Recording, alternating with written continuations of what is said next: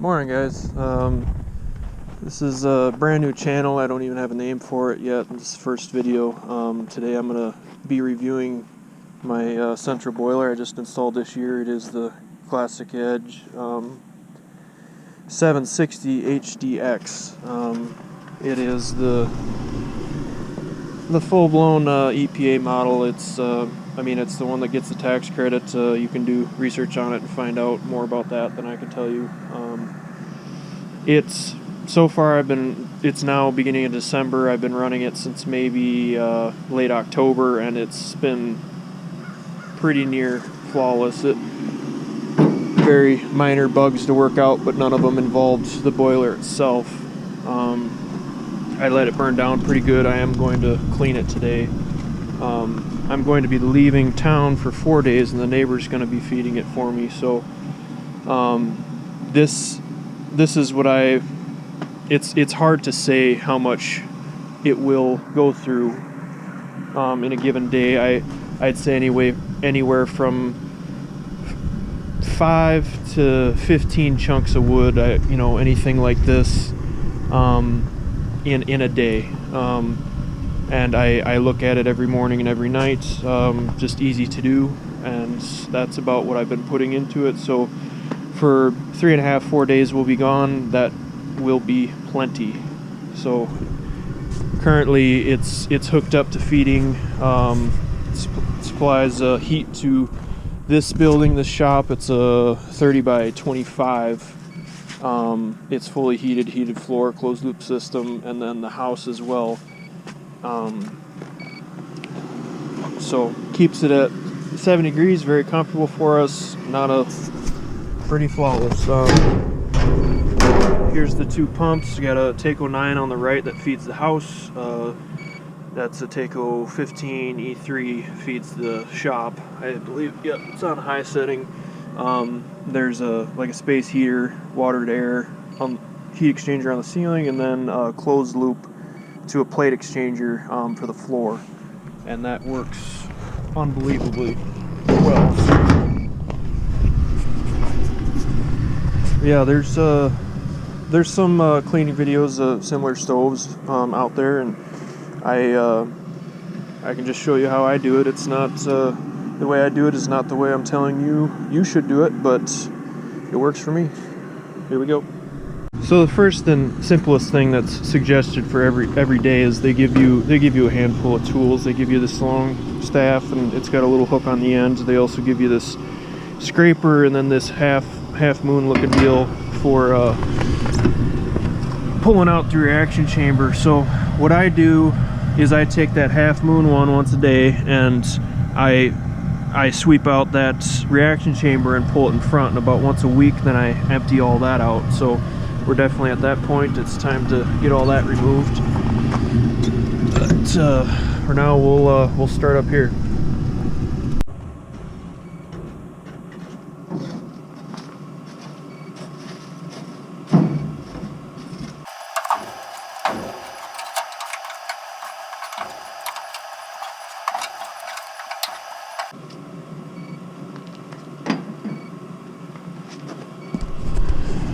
Alright, so that's really all it is, just a bunch of mixed up coals. It's good to mix everything up so then the fine stuff settles to the bottom, to the reaction chamber. So now we got a lot more crud down there to clean out of there, so just starting at the top, working our way down.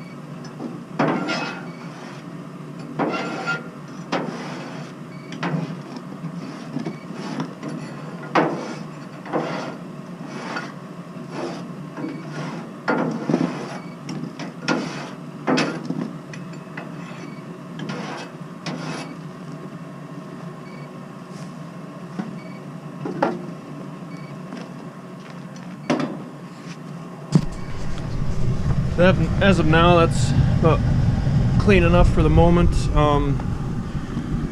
Now we're gonna head on to the back.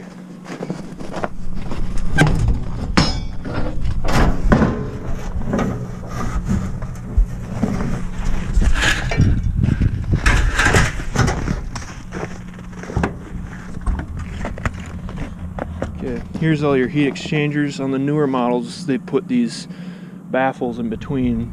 I think the dealer told me the idea is that it just makes it take longer for the heat and the airflow to travel up, so it puts more heat directly onto the heat exchangers.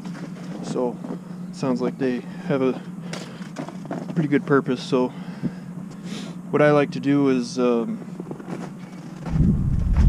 like to give it the BR 430 treatment. So I'll take the leaf blower and blow unbelievable amounts of dust and soot will come flying out of here, darker stuff in the back, and obviously it's clear all the way to the front, so we'll just blow everything on out and it'll make a giant mess.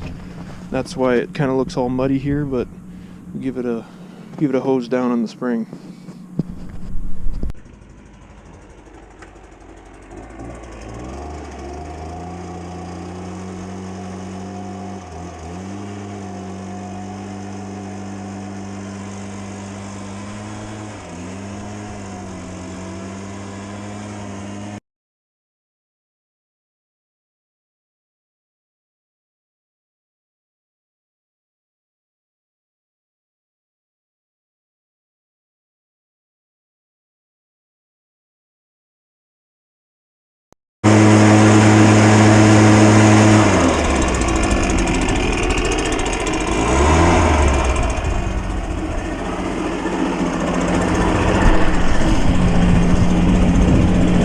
It does make a good mess. All that blows right out the front here, out the front door from the reaction chamber. So just get her cleaned up.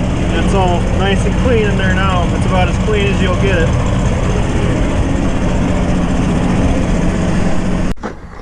Alright folks, that's about it for the BR treatment. So now what we'll do is each individual one of these baffles, just sheet metal. They're pretty flimsy, but they do have a purpose. But just yank each of them out there. The dealer told me just throw them right on the ground, smack them around a little bit, break anything off there. They're really not that terribly dirty, and once they are hot, once they go to a rapid cool, they will bend a little bit, but just finagle it back into the chamber there. It's not too terribly dirty and crusty. The next cleaning or two, I'll have to get a wire brush or something and run through there. But for now, they're really not too bad in there. So I'm just gonna keep on rolling. All right, I got the rest of those baffles pulled out and thrown back in. It definitely dropped a lot more dust, so I gave it another BR treatment and looking pretty good in there. So like I said, it is building up some creosote stuff and whatever, but I'll next time when I have more time to do this, I'll take some sort of brush to it. So looking good back here. Alright, here we go. I use this chisel tool they give you when you buy the boiler. Generally use it every day, every couple days on the inside of the door here, on the door, just to knock down some of that buildup. And there's lots of creosote buildup. It's really like a tar, it drips. It's like you scrape it and it just puddles up on the end of the chisel, but you know, we'll get it knocked out here best we can and keep moving.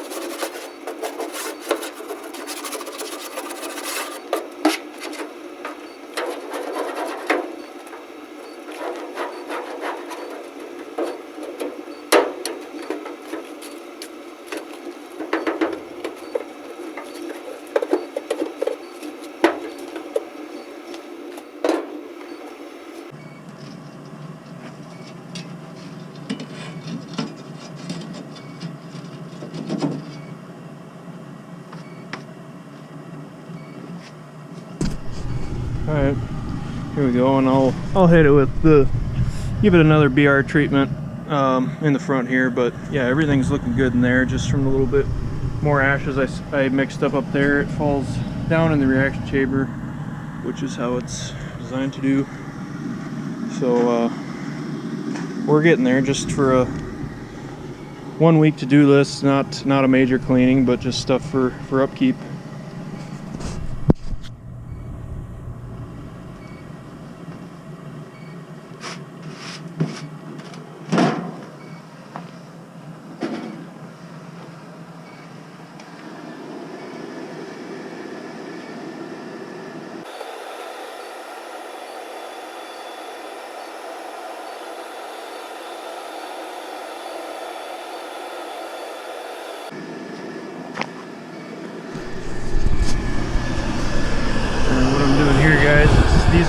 That's your fan, supplies the air to the boiler, and these are the valves that it uses to control the air, like your dampeners. I just shine a light in there, make sure there's no creosote buildup, no tar, you know, in each one.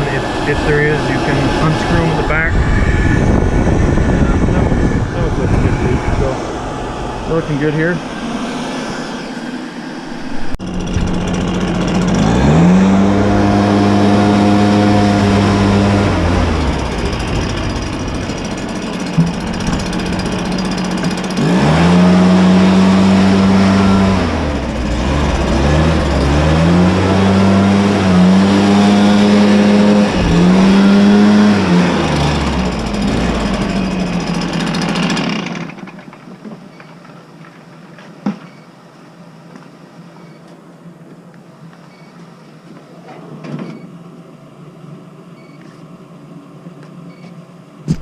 Alright guys, here we go. That's really about it. So it's easy maintenance, easy to do, load every day, and you know, it does. I'm a believer in the whole 60% less wood thing. I mean, it truly, I haven't owned a boiler before, but from what I was expecting, it definitely burns way efficient, more efficient than I thought it would. So we'll load it up with, I think, is appropriate for the afternoon. It is, let's see, it's 11, just after 11 now. So I check it just before or a little after dark, so maybe around 6 o'clock, just before dinner. Here's what we're looking at now. So 20 degrees local temp. I believe last night it got down to 10. We're in kind of western Minnesota, pretty close to Taylor's Falls. But yeah, that's about it. Let's load her up.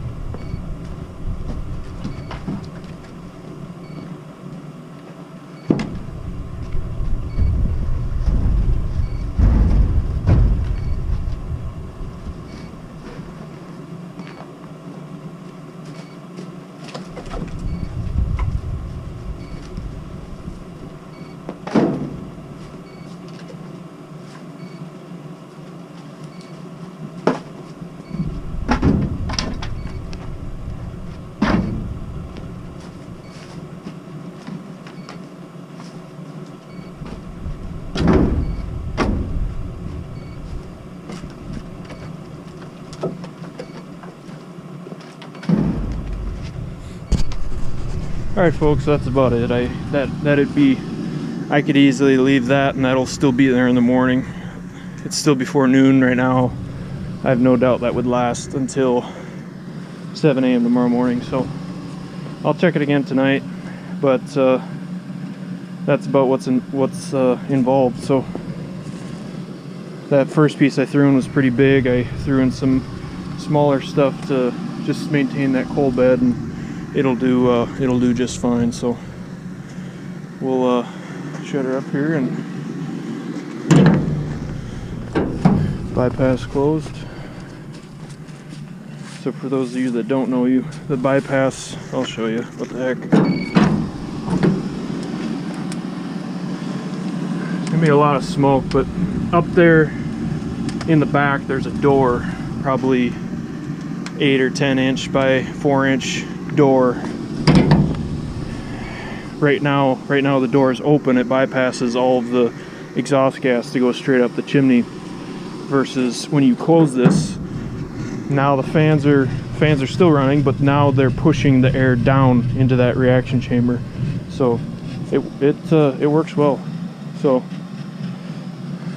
looks like we got some door seal issues. I haven't seen that before, so it must have been from some of that creosote I knocked off, but we'll take a look at that in a little bit.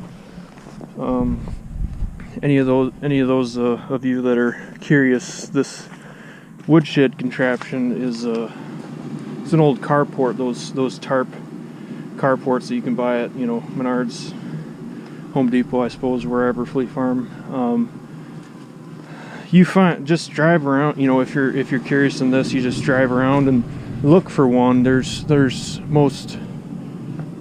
lot of people have them. The tarps completely shred apart in 5 years, and you can easily swing through and offer them $50 for their hoops, for the hoop part of the tent, and bring it home, slap some tin on it, and you got a brand new carport. So I'm using it for the woodshed. This one I believe is a 20-footer, but these sheets of metal are 27,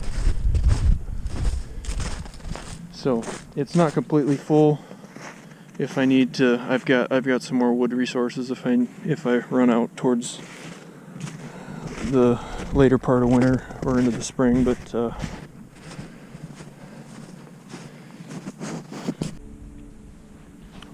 other than that, guys, that's really about all I got. One other thing, hoop tent related, was I did put probably a 2-foot lift kit on the structure itself before putting tin over it, but yeah, it works awesome for what I need. So as far as stacking it, my brother burns wood as well, and he found a hay bale conveyor belt, and he kind of just modified it to be able to slide firewood up on the belt. So that's the way. I have a skid loader, and that would never have gotten it as compact as it is now, from using the conveyor belt. So that probably won't have that back here until next season, so I'll try to throw up a video of that as well, because it is pretty cool. But yeah, boiler's been, since I loaded it, it's been roughly 45 minutes. Water temp's at 183, so it's doing its thing.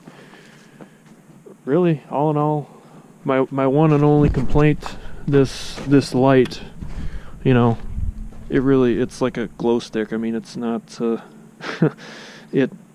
if it was pitch black, I might be able to see the wood here, but if I do come out here after dark to load the boiler or check on things, which generally is dark, I throw a headlamp on. So that's what I do to get around that. But it's awesome, guys.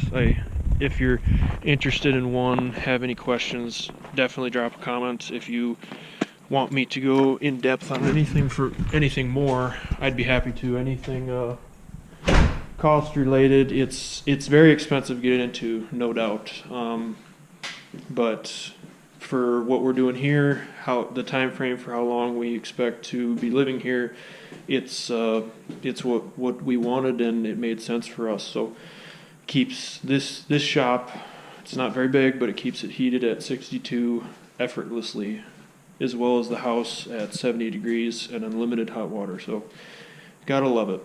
But yeah, anything further you guys want me to go in depth on, I would be happy to. So this is where all the YouTube heroes say, drop a comment, subscribe, all the things. Again, let me know. I'd love to go into it further. See you guys next time.